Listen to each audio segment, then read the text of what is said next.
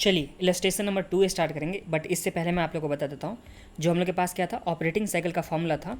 इसमें क्या करते थे हम लोग कि रॉ मटेरियल को हम लोग कितना दिन स्टोर करके रखते थे, उसके बाद WIP को कितना दिन हम लोग होल्ड करके रखते थे, फिर हम लोग के पास जो फिनिश गुड्स था उसे भी हम लोग कितना दिन स्टोर करके रखते थे, प्लस में हम लोग को डेटर से कितना दिन में कलेक्ट करके पैसा आ जाता था, और इसमें से हम लोग क्रेडिटर को कितना दिन में माइनस मतलब पेमेंट करते थे। ये माइनस करने के बाद हम लोग के पास क्या आता था, ऑपरेटिंग साइकिल।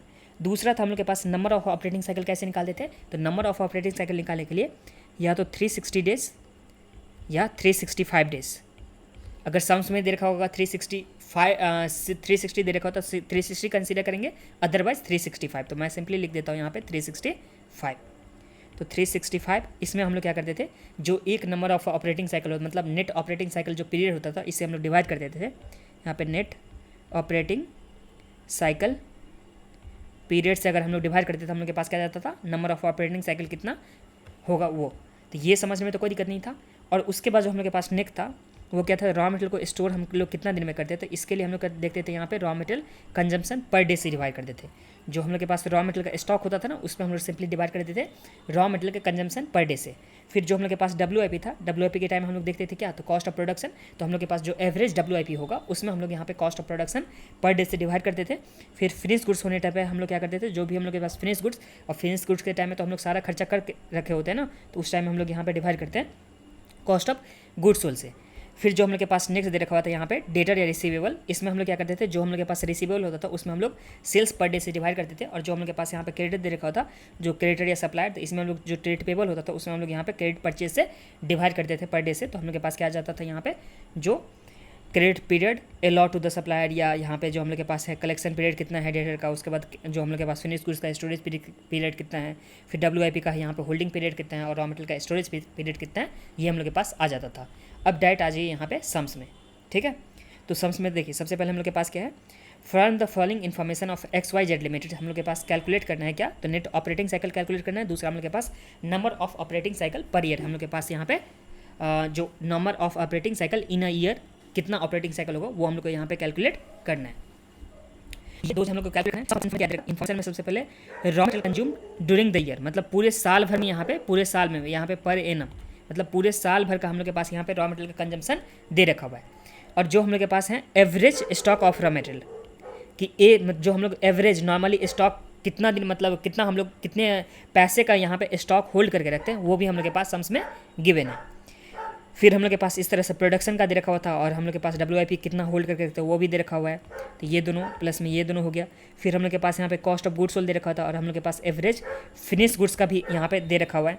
फिर हम लोग के पास कितना दिन में कलेक्शन पीरियड था किसका, डेटर का, वो भी हम लोग के पास गिवन है। कितना दिन में हम लोग क्रेडिटर को पेमेंट करते हैं वो भी हम लोग के पास सम्स में गिवन है। और नंबर ऑफ डेज हम लोग को सम्स में कितना लेना है, 360, क्योंकि सिंपली यहाँ पे बोल दिया सम्स में कि यहाँ पे 360 कंसीडर करना है, तो हम लोग यहाँ पे कितना लेंगे, तो 360 ही कंसीडर करेंगे। तो यहाँ तक में तो कोई प्रॉब्लम नहीं है ना, ये हम लोग के पास सम्स में गिवन है डेटा।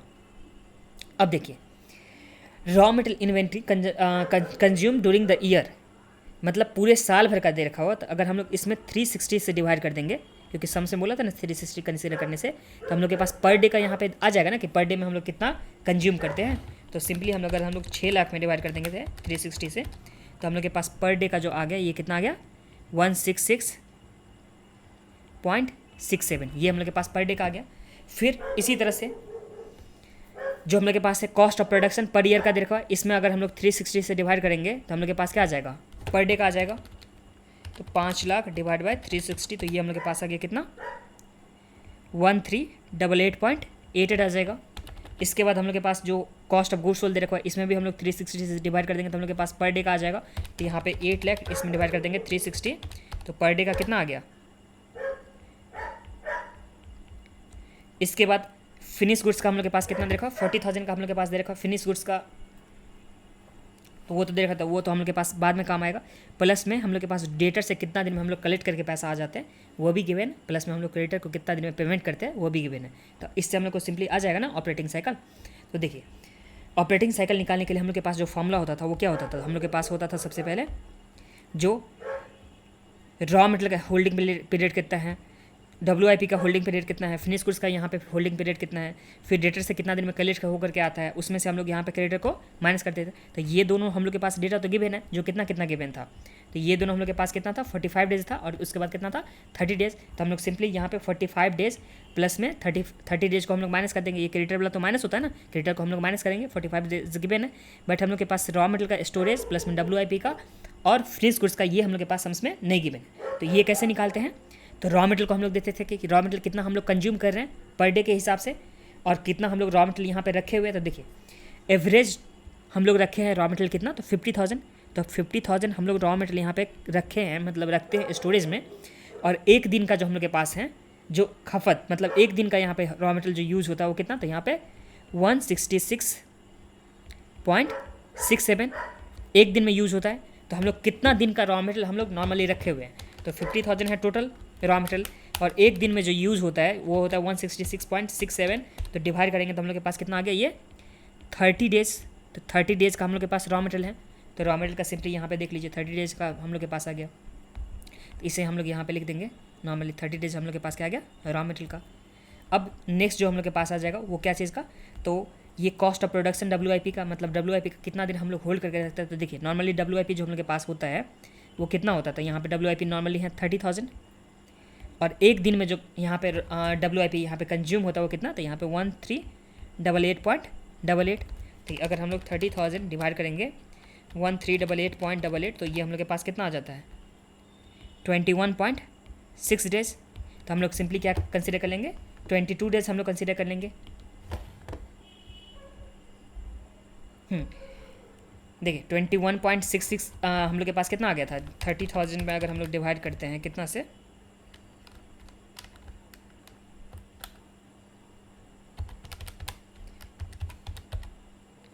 तो ये आ गया 21.6 डेज।